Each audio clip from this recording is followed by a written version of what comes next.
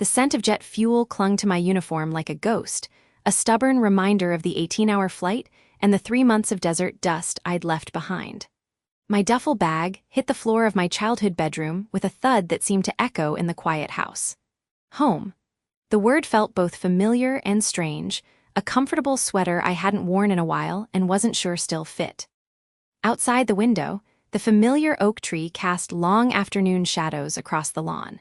A picture of suburban tranquility, a world away from the relentless sun and structured chaos of the deployment zone.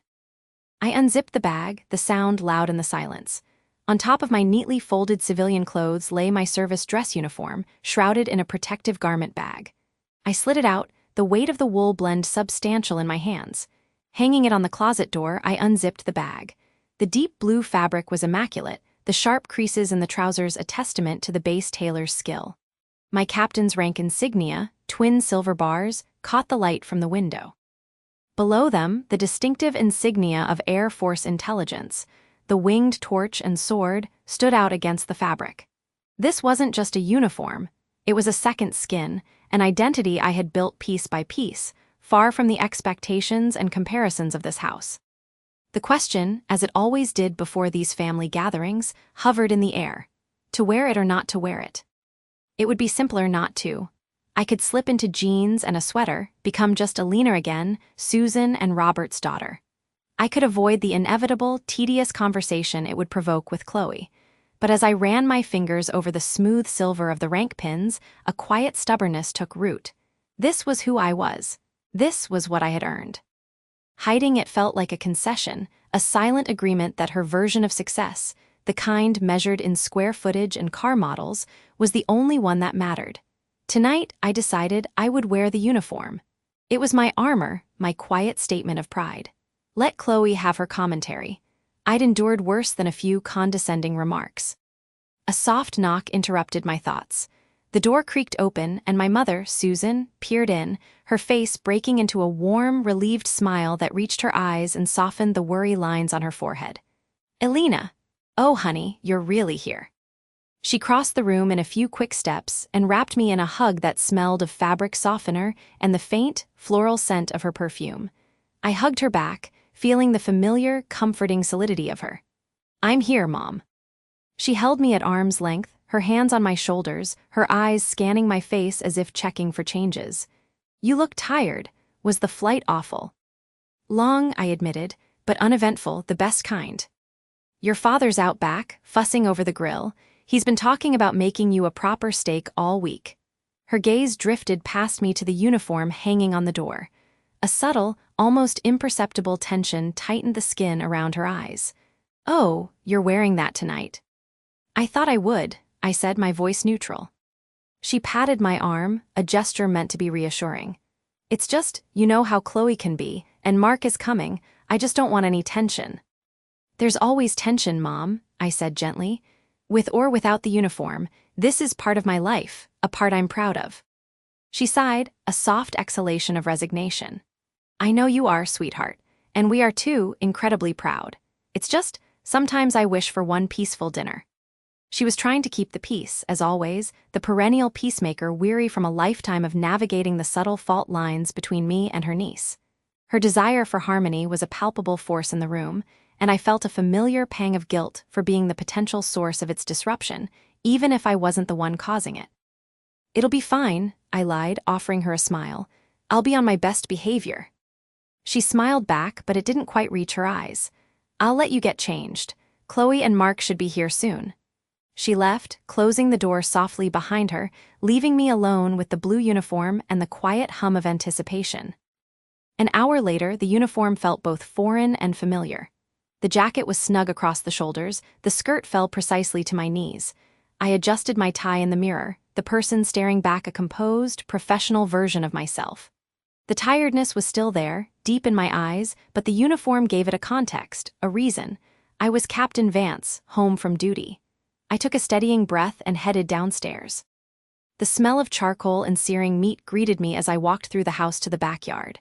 My father, Robert, stood by the grill, a pair of long tongs in hand.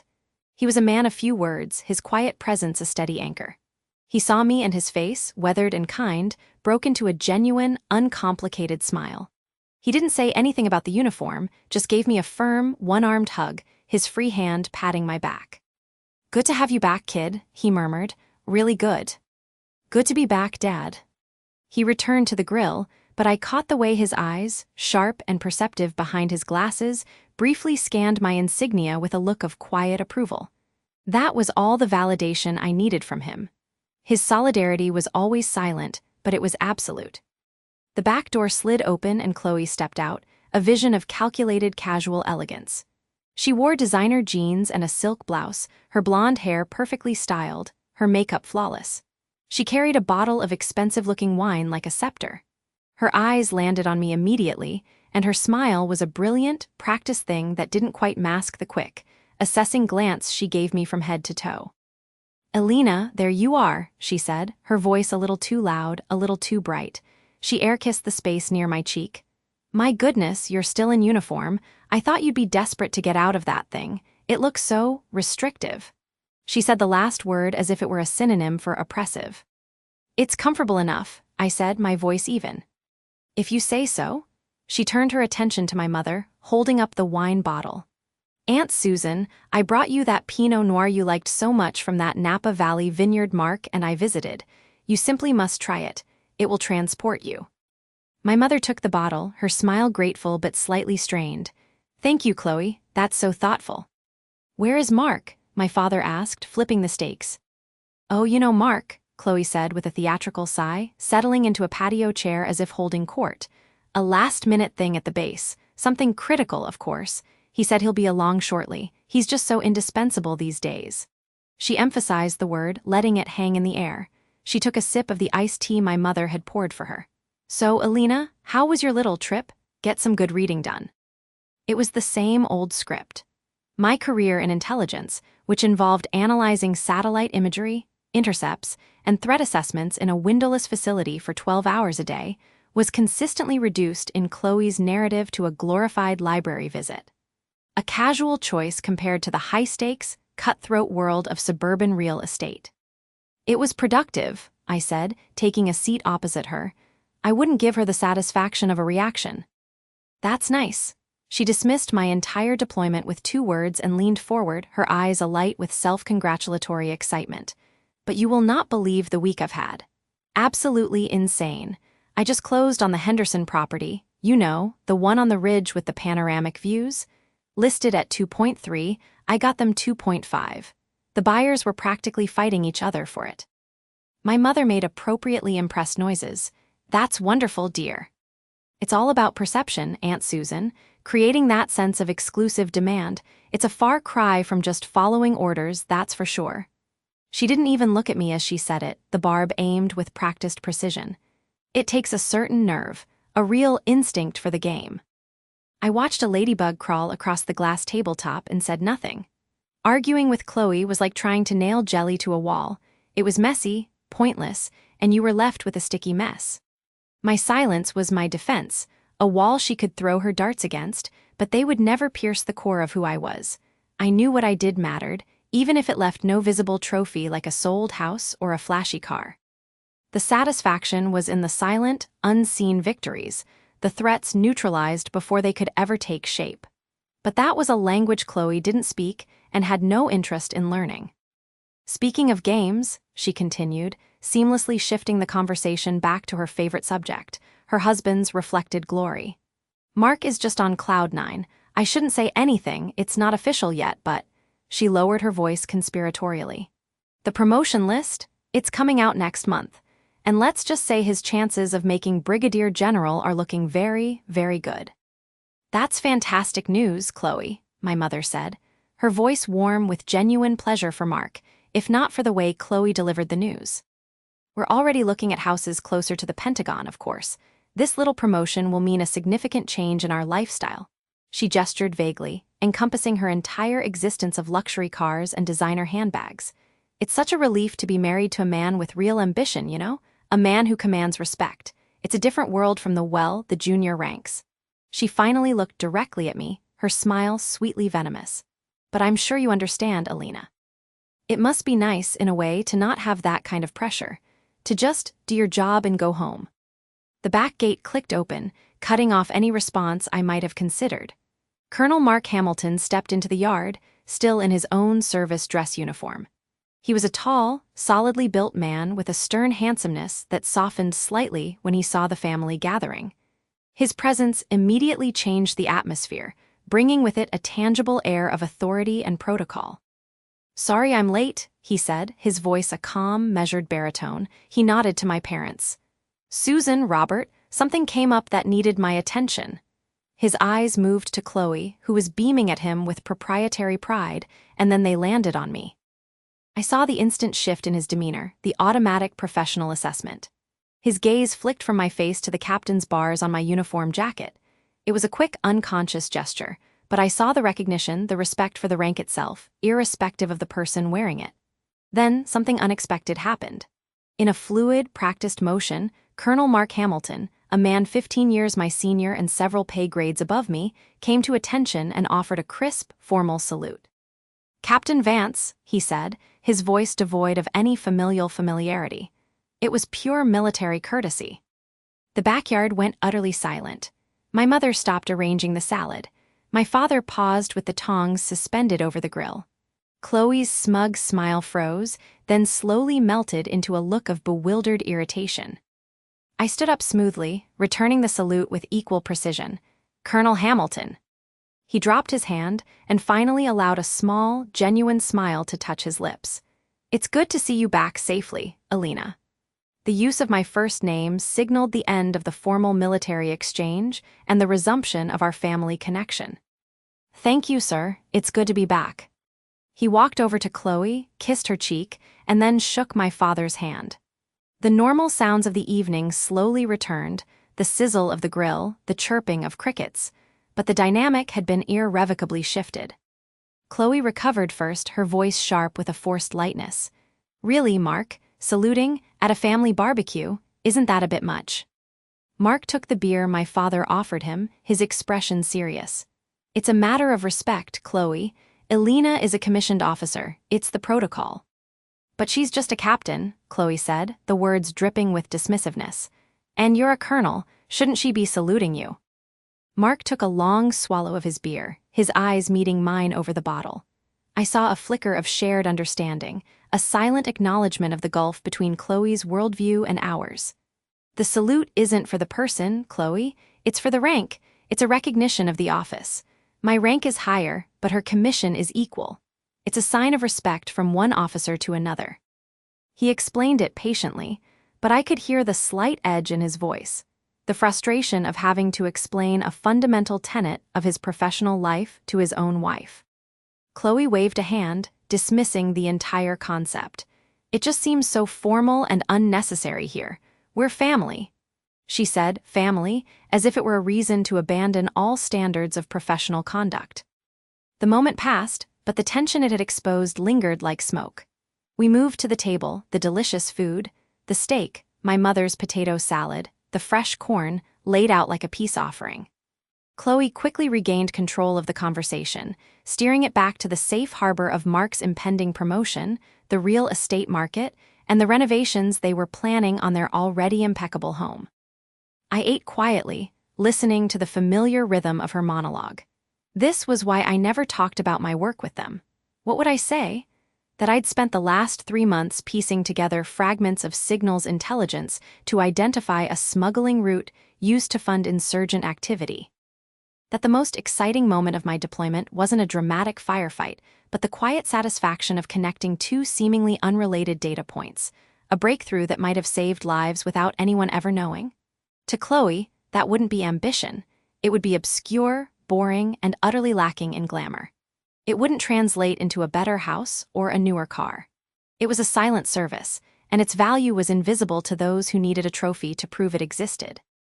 Mark listened to Chloe with a polite, detached expression, occasionally adding a correct detail when her boasting veered into factual inaccuracy about Air Force structure. He caught my eye a few times, and in that shared glance, I felt a flicker of camaraderie. He, at least, understood the unspoken part of my life. He knew the weight of the uniform, the responsibility of the rank, even if mine was junior to his. As dusk began to settle, painting the sky in shades of orange and purple, I felt the accumulated fatigue of the journey and the emotional toll of the evening settle deep in my bones. Chloe was still talking, her voice a confident hum against the backdrop of the quieting neighborhood. My mother was nodding along, her eyes occasionally darting to me with a look of gentle concern. My father was quietly clearing plates, his silence a louder reproach to the evening's friction than any words could be. I was home, surrounded by family, yet I felt a familiar, resigned isolation. The uniform had served as my armor, but it had also highlighted the divide. Nothing had changed. Chloe was securely in her smug, dominant position, measuring the world with her own narrow ruler. My parents were anxious, wishing for a peace that was impossible given the fundamental mismatch of values. And I was once again the quiet captain, my accomplishments muted, my world a mystery to them. The calm of the evening was an illusion, a fragile bubble waiting to be popped. I knew this peace was temporary. It was always just the calm before. The scent of my mother's pot roast, a fragrance that usually spelled home in the most fundamental way, now felt like a thick, cloying perfume trying to mask the tension in the air.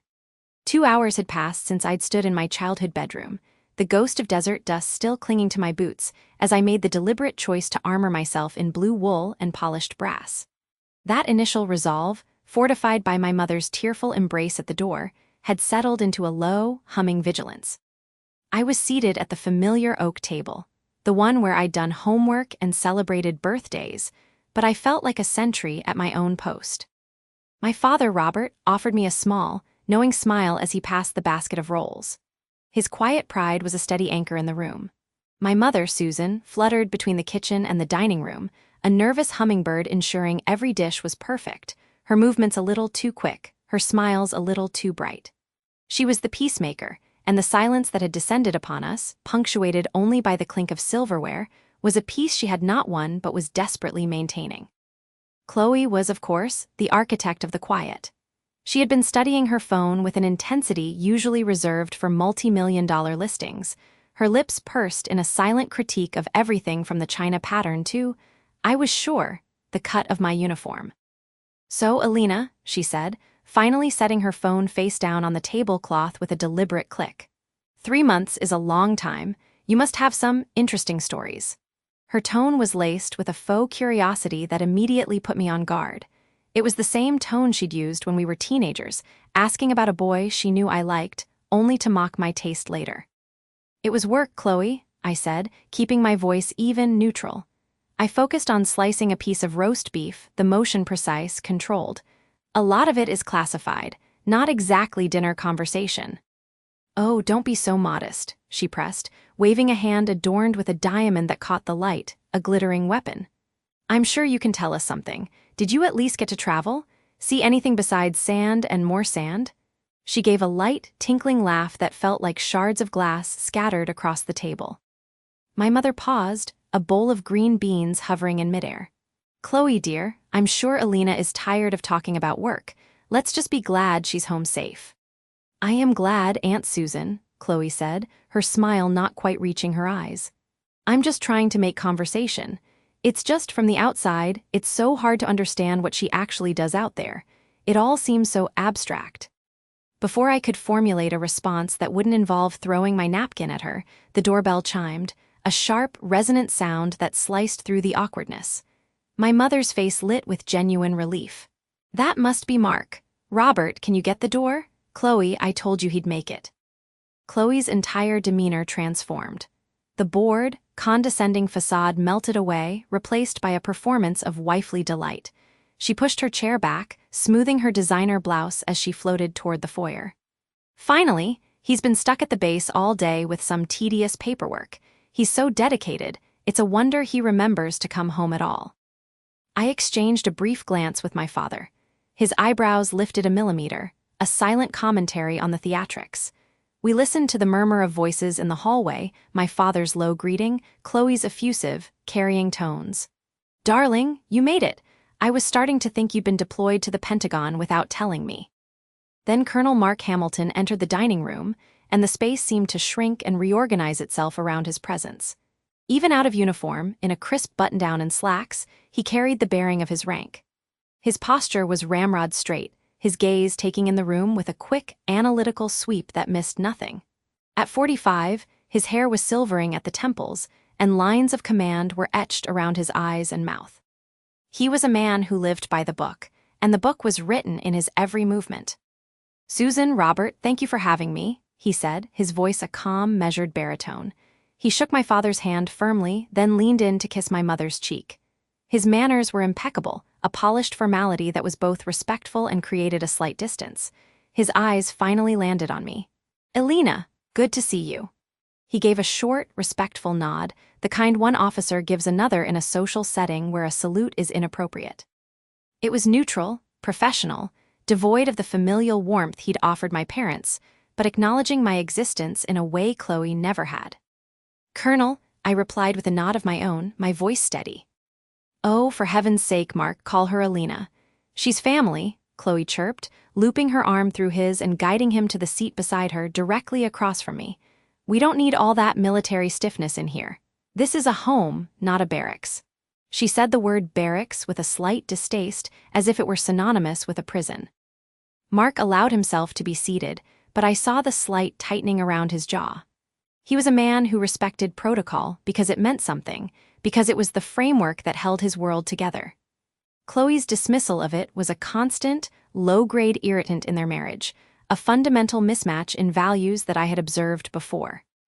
The dinner resumed, the conversation shifting to the safe, barren territory of local news and real estate market trends.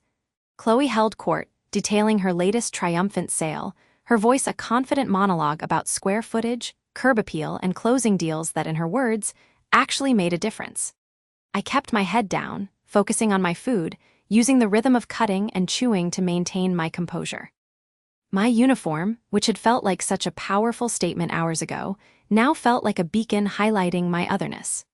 The stiff fabric of my jacket, the weight of the metals on my chest, the precise placement of my tie, it all screamed of a world Chloe deemed inferior to her own. Mark listened to his wife with a polite, detached expression, interjecting occasional, noncommittal murmurs. His eyes, however, kept flicking toward me. It wasn't a hostile gaze, but one of assessment. He was observing the new variable in the equation, the cousin his wife had often described, I was sure, as the quiet, unambitious one who had chosen a peculiar and unprofitable path. It was during a lull, as my mother was offering second helpings, that Chloe decided to launch her main offensive. She had been building up to it, I could tell, gathering her forces. She leaned forward, her elbows on the table, and aimed a dazzling, predatory smile directly at me. "You know, Elena, I have to ask," she began, her tone dripping with faux sisterly concern. "The uniform, it's very sharp, but isn't it a bit much for a family dinner? I mean, really, did you just come from the base, or are we all just supposed to be so impressed that you're playing dress-up?" The words hung in the air, sharp and ugly. Playing dress-up. The silence that followed was absolute, a vacuum that sucked all the sound from the room. My mother froze, her serving spoon suspended over the roast, her face a mask of pained dismay. My father set his fork down with a quiet, deliberate click, his jaw tightening. The air grew thick, charged with a humiliation so profound I could feel it burning on my skin. I felt a hot flush creep up my neck, but I forced my breathing to stay even. I would not give her the satisfaction. I kept my eyes on my plate, my posture rigid, every muscle taut. In my mind, I was back in the briefing room, under the fluorescent lights, maintaining a calm exterior while analyzing a high-stakes situation. This was just another kind of mission. Containment. Composure. It was Mark who broke the silence, but not with words. I heard the soft scrape of his chair as he shifted. I forced myself to look up. His casual, social demeanor had vanished. The polite husband was gone, replaced entirely by the colonel. His body was still, but his focus was laser-like intense. His eyes, which had been casually glancing around the room, were now locked on me, or more specifically, on the left side of my chest.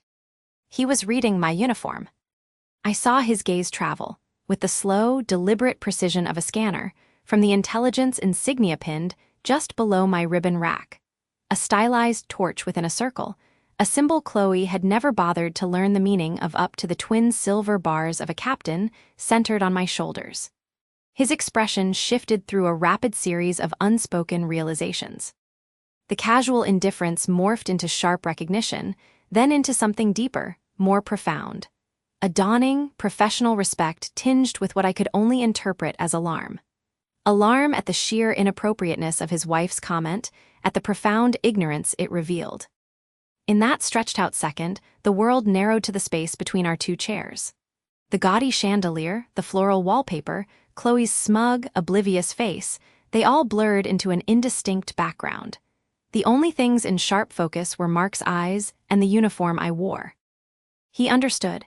He understood the years of academy training, the relentless studying, the pressure of the intelligence cycle, the weight of decisions made in windowless rooms that had real-world consequences. He understood that these weren't costume pieces, they were earned. Each ribbon represented sacrifice, each bar a level of responsibility.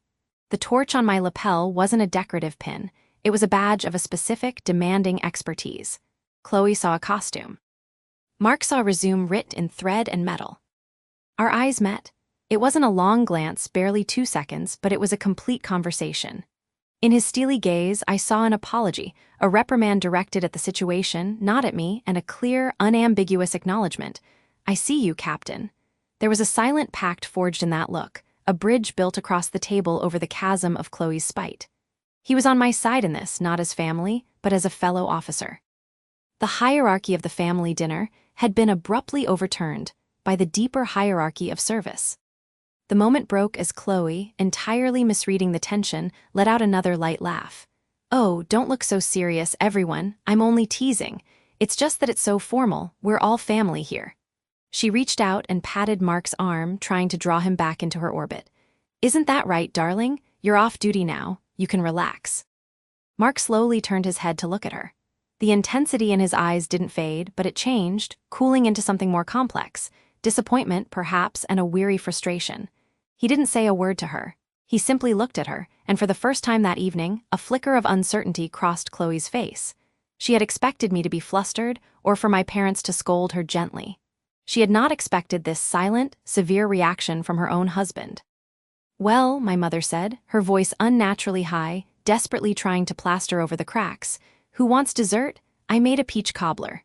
Elena's favorite." The spell was broken, but the atmosphere was forever changed. The tension hadn't dissipated, it had merely solidified, taking on a new, more dangerous form. Chloe's oblivious condescension had been deflected, but it had been replaced by Mark's silent, potent judgment. I gave him the slightest of nods, a minute acknowledgement of the understanding that had passed between us. Then I turned back to my plate, my composure intact, but my heart thumping a hard, steady rhythm against my ribs. The armor had held, but the battle, I knew, was far from over. The unraveling had just begun, and the most powerful weapon in the room was no longer my uniform, but the quiet, appalling silence of the colonel. The silence after Chloe's comment wasn't the comfortable kind that settles over a room. It was a heavy, suffocating thing, thick with the unspoken words and old resentments that had been simmering for 3 months, for years. It was the kind of silence you could feel in your teeth. I kept my eyes on my plate, tracing the delicate floral pattern of the china with my gaze, a tactic I'd perfected over countless briefings and debriefings. Don't engage. Maintain the high ground. It was a different kind of battlefield, this dining room, but the principles of warfare still applied. My mother's voice, a little too high, tried to cut through it. "More potatoes, anyone? Robert, you've barely touched yours." My father gave a soft, non-committal grunt, his eyes, wise and weary behind his glasses, flicking from me to Chloe and back again. He saw the whole ugly game, had always seen it. He was just waiting to see how this particular skirmish would play out. It was the sound of wood scraping against the hardwood floor that broke the spell. A deliberate, solid sound. I looked up. Colonel Mark Hamilton was pushing his chair back, rising to his full height. The movement was unhurried, precise, every inch the senior officer. He didn't look at his wife, who was staring at him with a mixture of confusion and dawning irritation. He didn't glance at my parents. His focus was entirely on me. The room seemed to tilt, the air thinning. This wasn't part of the script. Chloe's script involved barbed comments met with defensive retorts or stoic silence, a cycle she knew how to navigate. This was something else entirely. "Mark," Chloe's voice was a sharp whisper, a needle trying to pop a balloon. "What are you doing?" He ignored her, completely. It was a level of dismissal I'd never seen him wield against her, and it was more powerful than any argument. He took 2 measured steps around the table, his polished shoes making soft, definitive clicks on the floor. He stopped directly in front of me, his posture ramrod straight, his shoulders squared. The casual family man persona he'd worn since he arrived evaporated, replaced by the bearing of a man who commanded squadrons. I felt my own body responding instinctively, my spine straightening, my shoulders pulling back. The training was deeper than bone, it was in the marrow. He looked me directly in the eye, his gaze steady and serious. The faint, friendly crinkles around his eyes were gone. In their place was pure, unadulterated protocol. His voice, when he spoke, was clear and formal, cutting through the domestic tension like a knife. It was a voice meant for a flight line, not a family dinner. "Captain Vance." The use of my rank, my title in my parents' dining room, was a seismic shock. It was Alina or Cuz or any other familiar diminutive. It was an acknowledgement, a recognition. Time seemed to slow, each second stretching into a small eternity. I saw the dust motes dancing in the late afternoon sunbeam slanting through the window. I heard the faint, frantic ticking of the grandfather clock in the hall. I felt the weight of the uniform on my skin, the subtle pressure of the ribbons on my left breast, the cool metal of my rank insignia on my shoulders. My heart was a steady, pounding drum in my chest, but my breathing remained even. This was a ritual. This was respect. Mark brought his right hand up sharply, fingers extended and joined, thumb aligned. His salute was perfect, a crisp, clean motion that ended with the tip of his forefinger just touching the brim of an imaginary cap, his palm angled slightly away. It was a picture of military precision, a gesture I'd seen 1,000 times, but never like this. Never for me, from him, in this context. He held it, that was the crucial part. He didn't rush. He held the salute, his eyes locked on mine, waiting. It was a test of poise, a demand for the reciprocal respect the gesture required. I rose from my chair.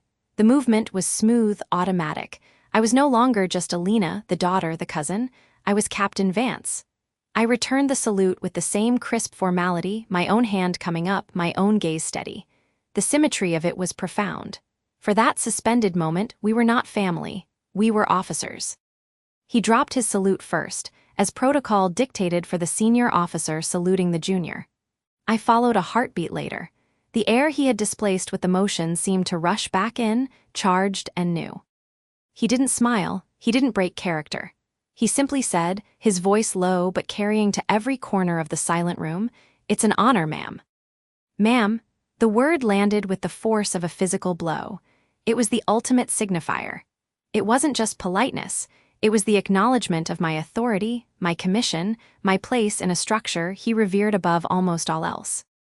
And then he turned slightly, his gaze sweeping briefly over Chloe's frozen face, before he gave a small, respectful nod to my parents and returned to his seat. The entire sequence had taken maybe 15 seconds. It felt like an hour.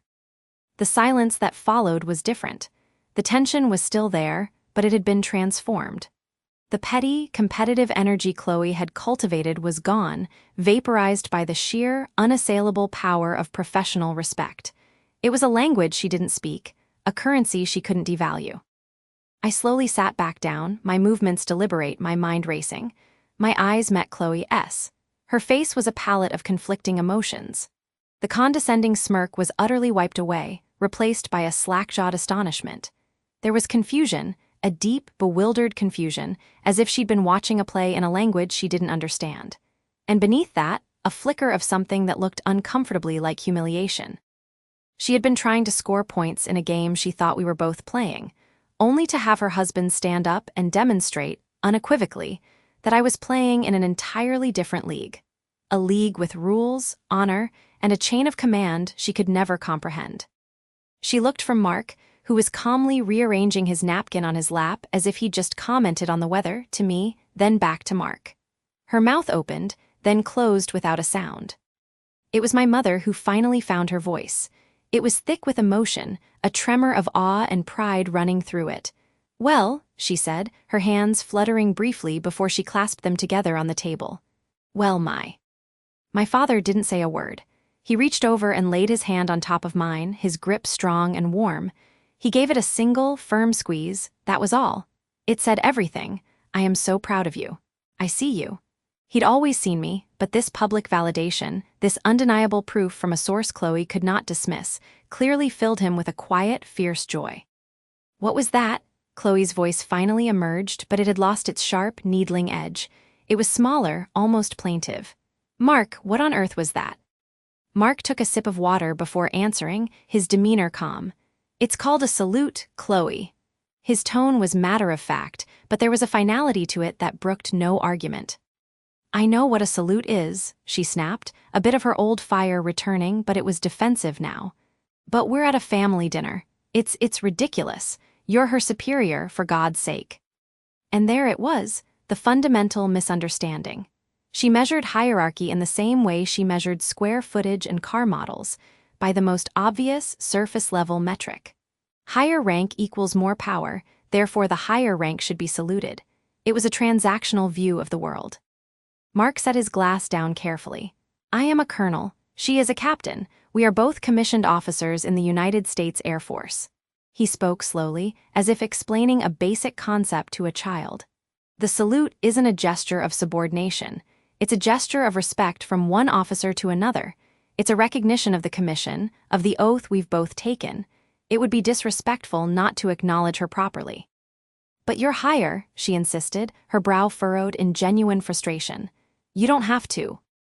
It's not about have to, he interrupted, his voice gaining a slight edge, the first sign of his own impatience.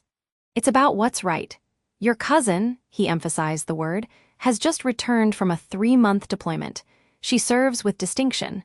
That deserves recognition. My rank doesn't negate her service, it obligates me to honor it. The words hung in the air. Serve, distinction, honor. They were words that had no place in Chloe's world of commissions and closets. They were too big, too heavy. She looked utterly deflated. She had wanted to talk about the sand, to reduce my experience to a geographic inconvenience. Mark had reframed it as a matter of duty and honor. There was no competing with that. The rest of the dinner passed in a strange, new equilibrium. The conversation turned to safe, mundane topics, my parents' plans to repaint the garage, the unseasonably warm weather, but the undercurrent had changed. Chloe was quiet, picking at her food, lost in thought. The competitive energy that usually crackled around her was absent. She kept shooting glances at me, not with malice, but with a kind of wary reassessment. My mother's nervousness had melted away, replaced by a serene, glowing pride. She kept refilling my glass of iced tea, her hand patting my shoulder each time. My father participated in the conversation more readily, a subtle smile playing on his lips. When the peach cobbler was served, a comfortable silence fell. The grandfather clock in the hall chimed 7 times. I should probably head out, I said, pushing my chair back. Still on deployment time, I think. I'm wiped. The goodbyes were different, too. My mother hugged me tighter, holding on for a second longer than usual. Drive safe, sweetheart. We're just so glad you're home. My father hugged me, his embrace firm and wordless. Chloe stood up as well, collecting her purse with a bit of a fluster. We should go too, Mark. That open house preview starts early tomorrow. She avoided looking directly at me. Mark nodded. Of course. He turned to me. Captain Vance, welcome home. He extended his hand. Not a salute this time, but a handshake between colleagues, between family. I took it, his grip firm and warm. Thank you, Colonel. Chloe was already halfway to the door. Mark gave my parents a warm smile. Dinner was wonderful, Susan, Robert, thank you. And then he followed his wife out. I walked out onto the front porch with my parents, the cool evening air a relief after the intensity of the dining room. We watched as Mark's sedan pulled out of the driveway and disappeared down the street. My mother let out a long, shaky breath. Oh, Alina, she whispered, wrapping an arm around my waist. I've never seen anything like that. My father stood on my other side, a solid, silent presence. He did the right thing, he said simply. We stood there for a few minutes, not speaking, listening to the crickets begin their nightly chorus. The familiar scent of my mother's rose bushes filled the air. For the first time since I'd walked through the door, I felt my guard lower completely. The vigilance that had been a constant hum in the background since I'd stepped off the plane began to quiet. The resentment I'd felt towards Chloe didn't vanish, but it lost its sharp sting, replaced by a faint, surprising pang of pity. She lived in a world so small, so defined by surfaces, that she couldn't see the depth of what she was mocking. "I think I'll walk for a bit," I said, needing to move to process, clear my head. "Of course, dear," my mother said, squeezing my side. "Don't be long." I started down the sidewalk, the sounds of the neighborhood a comforting soundtrack. A dog barked in the distance. Someone was mowing a lawn a few streets over, the ordinary, peaceful sounds of home. I thought about the salute, the perfect, crisp angle of Mark's hand, the weight of his gaze, the way he had held it, forcing the room, forcing Chloe to witness the significance of the act. It wasn't just for me. It was for him, a reaffirmation of the values he held dear.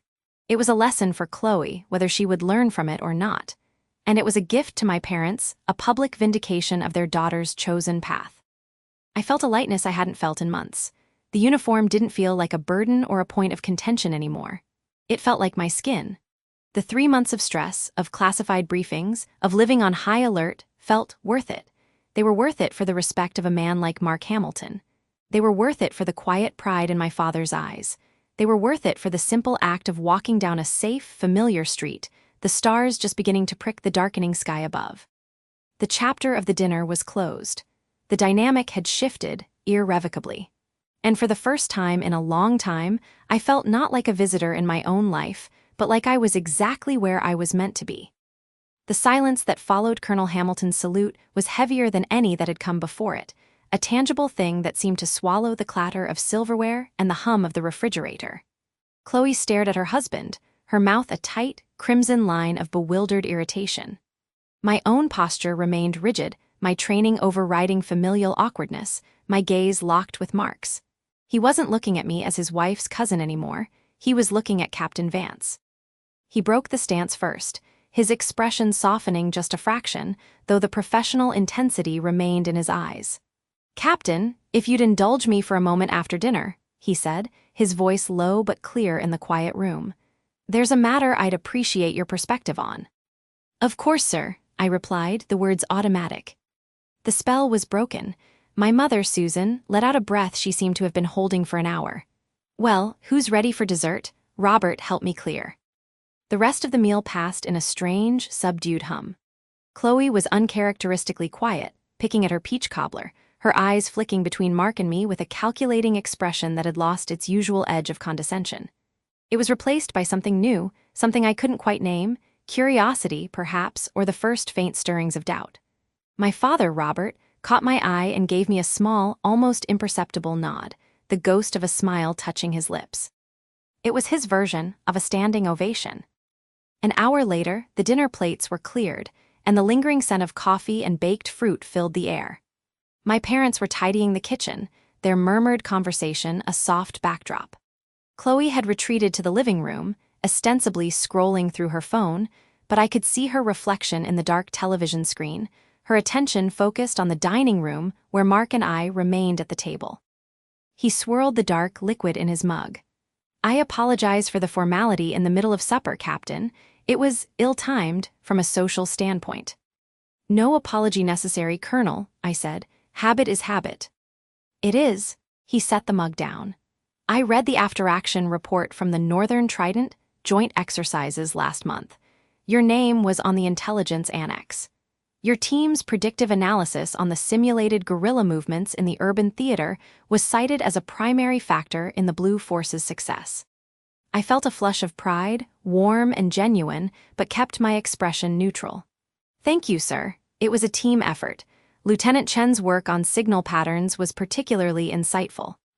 "Don't deflect, Captain," he said, but there was no sharpness in his tone, only respect. "Credit where it's due. That kind of foresight isn't just about crunching data. It's about intuition, seeing the patterns everyone else misses. It's what separates a competent officer from an exceptional one." He leaned forward, his elbows on the table. "I've been tasked with standing up a new joint operational planning cell at the Pentagon. We need someone with your specific skill set."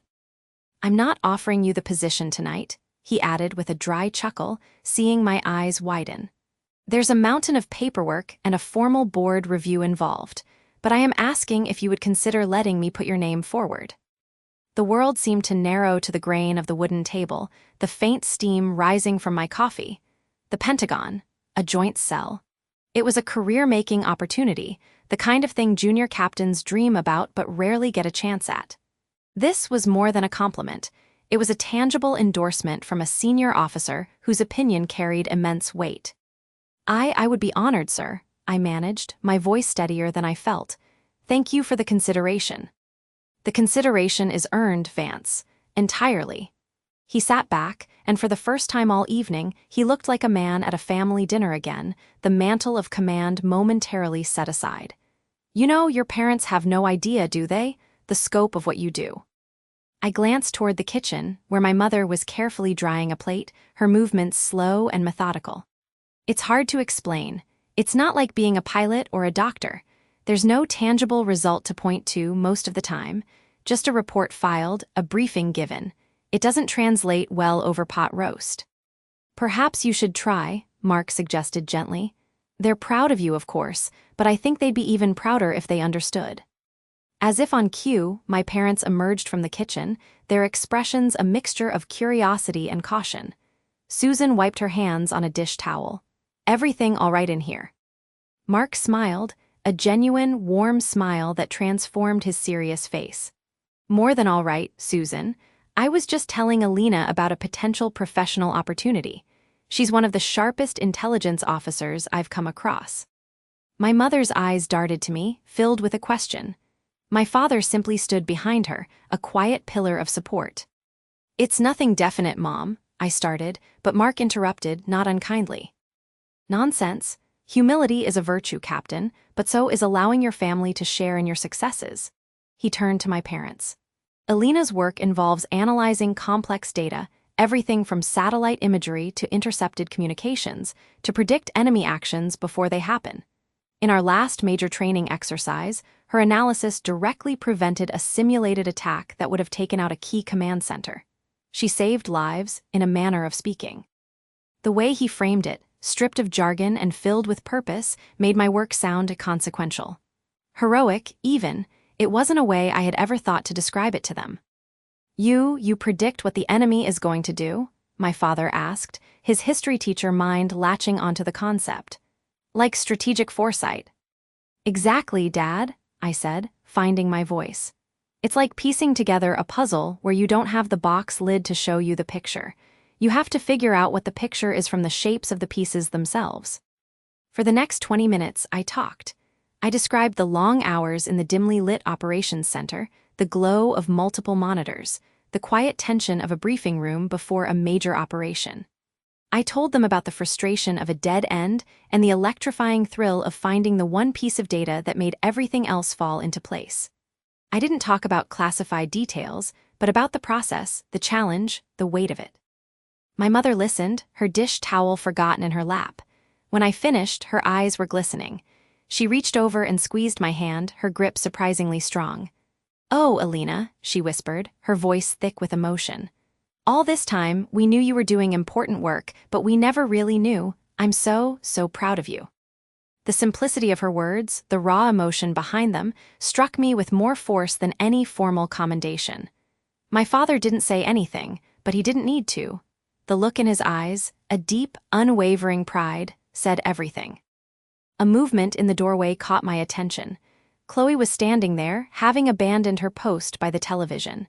She'd been listening. Her arms were crossed, but the defensive posture was undermined by the expression on her face. The competitive gleam was gone, replaced by something softer, more uncertain. She looked like she was seeing me for the first time. The evening wound down soon after. Mark shook my hand again, a firm, meaningful grip. "I'll be in touch, Captain. Drive safe."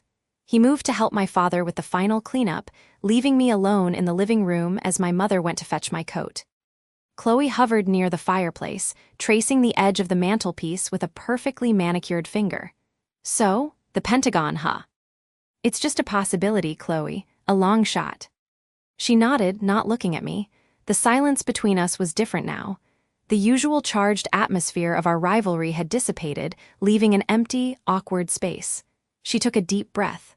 "Mark never talks about work at home, not like that, especially not too well to me." I didn't know what to say, so I stayed quiet. She faltered, struggling with the words. I guess I never really got it, your whole Air Force thing. I thought it was just a job, a uniform you put on. I didn't realize it was this. She gestured vaguely, encompassing the respect in Mark's voice, the tears in my mother's eyes. I didn't realize people like Mark looked at you like you're his equal. She finally met my gaze, and I saw the crack in her polished facade. It was a vulnerability I hadn't seen in her since we were kids, before the constant comparisons and the drive for external validation had hardened her. The way he looked at you, I've never had anyone look at me like that, like what I do actually matters. It wasn't an excuse, it was a confession. And in that moment, the years of petty jabs and condescending remarks shifted context. They weren't just about her being mean, they were about her not understanding, and perhaps, on some level, feeling diminished by something she couldn't comprehend. What you do matters too, Chloe, I said, and meant it. Selling a house, building a life for yourself, that's real. It's just a different kind of service. A sad smile touched her lips. It's not the same, and we both know it, she sighed. Look, Elena, I'm sorry, for a lot of things, for tonight, for implying your job wasn't a real career. I was wrong. The apology was hesitant, clumsy, but it was genuine. It was the first uncalculated thing I'd heard her say in years. I felt no triumph, no desire to rub her nose in it. Instead, I felt a quiet wave of relief. Thank you, Chloe, I said. That means a lot.